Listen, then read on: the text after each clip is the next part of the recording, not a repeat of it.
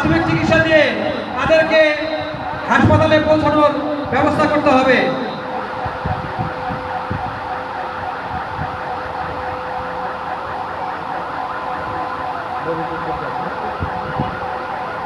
আমরা এখন যারা হালকা আহত তাদেরকে উদ্ধার করে হাসপাতালে নিয়ে যাব।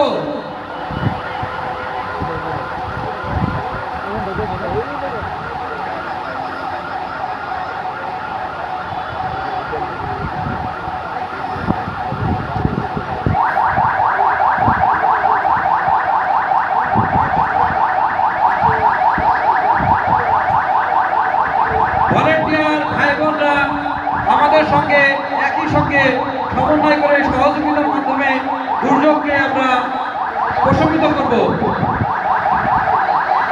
দুর্যোগ মোকাবেলায় সকলের সার্বিক অংশগ্রহণের মাধ্যমে দ্রুত আমরা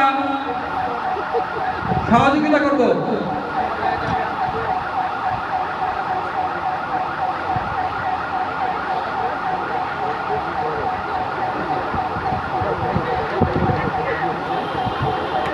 আমরা সর্বদা দেখতে পারি যে আমাদের দেশে সবসময় প্রতিনিয়তই সড়ক দুর্ঘটনা, নৌ দুর্ঘটনা এবং ভবনে অগ্নিকাণ্ড, ভবন ধস, মাঝে মাঝে ভূমিকম্প আমাদেরকে